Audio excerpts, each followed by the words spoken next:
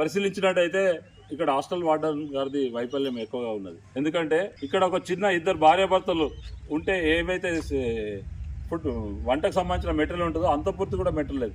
అల్లం వెల్లిగడ్డ చూసినట్టయితే చెటాకు ఉన్నది. అంటే ఇదంతా చూస్తుంటే 3 రోజుల తర్వాత కూడా ఈ పరిస్థితి ఉందంటే కనీసం ఇంకా 3 రోజుల కింద ఎట్లా ఉండే పరిస్థితి. ఈరోజు బెడ్స్ ఇవన్నీ కూడా సఫాయి సిబ్బందితో క్లీన్ చేస్తున్నారు. అంటే నిన్న మొన్న పరిస్థితి ఇంకా ఘోరంగా ఉండి ఉంటుంది. ఇప్పటికే ఘోరంగా ఉంది, నిన్న మొన్న ఇంకా ఘోరంగా ఉంటుంది. అయితే ఈ కాంగ్రెస్ సన్యాసులు ఈరోజు ఊర్లలోకి పోయి భోజనాలు చేస్తున్నారు. సన్న బియ్యం మేమే ఇస్తున్నామని. సన్న బియ్యంలో కేంద్ర వాటా 5 కిలోలు ఉంటే 1 కిలో మాత్రమే స్టేట్ది ఉంది. అది ఆల్రెడీ ఎక్కడైతే రేషన్ డీలర్ దగ్గర స్లిప్ వస్తుందో ఆ స్లిప్లో క్లియర్గా ఉంది. ఈ సన్యాసులకు ఏమన్నా సిగ్గు శరం ఉంటే ఈరోజు ఈ హాస్టల్కి వచ్చి విజిట్ చేయాలి, ఇక్కడ వచ్చి భోజనాలు చేయాలి వాళ్ళు. అప్పుడు వాళ్ళకి ఇలా బాధలు తెలుస్తాయని ఈ కాంగ్రెస్ సన్యాసులకు హెచ్చరిస్తున్నాను.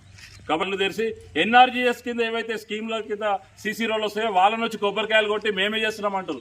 ఎన్ఆర్జీఎస్ అనేది కంప్లీట్ సెంట్రల్ ఫండ్, వాటికి వచ్చి కొబ్బరికాయలు కొడుతున్నాం. మీకేమైనా చిత్తశుద్ధి ఉంటే ఈరోజు ఈ హాస్టల్కి వచ్చి విజిట్ చేయండి, ఇక్కడ వచ్చి భోజనాలు చేయండి. మీరు పోయి ఇళ్లలో పోయి సన్న బియ్యం ఎక్కడైతే ఇస్తున్నామని చెప్తున్నారో అక్కడ భోజనాలు చేస్తారు కాదు. ఈ సమీకృత హాస్టల్కి వచ్చి ఒక్కసారి భోజనం చేస్తే మీకు తెలుస్తుంది మీ పిల్లలు పడుతున్న బాధలు ఏందో.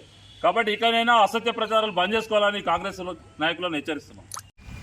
కౌడిపల్లి హెడ్ క్వార్టర్ కౌడిపల్లి టౌన్లో సమీకృత హాస్టల్లో మొన్న ఒక 30 మంది విద్యార్థులు అస్తవ్యవస్థకు గురై మరి వారు కొంతమంది మెదక్ హాస్పిటల్లో వారిని వైద్య కోసం పంపడం జరిగింది.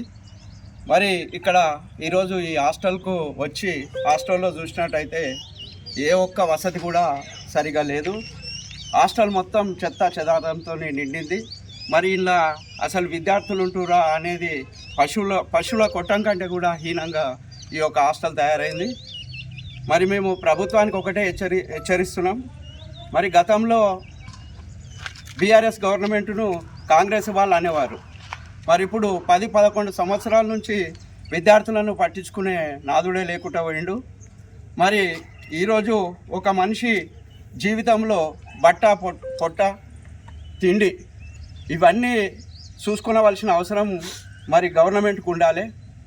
కాంగ్రెస్ నాయకులు ఈరోజు సన్నబియ్యం ఇస్తున్నామని చెప్పి ఇళ్ళల్లో పోయి భోజనాలు చేస్తున్నారు. నేను వారికి ఒకటే సూచన ఏం చేస్తున్నా అంటే ఇసుటి ఒక హాస్టల్లో వచ్చి ఒకరోజు మీరుండి ఇక్కడ భోజనం చేసి చూడండి, ఈ పరిస్థితి ఏంటిదనేది తెలుస్తుంది తప్ప మరి మా నరేంద్ర మోడీ గారు 1 కిలోనిక 40 రూపాయలు వెచ్చించి మరి బీద ప్రజల కోసమని మరి బియ్యాన్ని పంపిస్తే దాన్ని రాజకీయం చేసుకొని కాంగ్రెస్ వాళ్ళు ఇస్తున్నాం అన్నట్టుగా మరి వారి ఇళ్ళల్లో పోయి భోజనాలు చేస్తున్నారు. అది కరెక్ట్ పద్ధతి కాదు.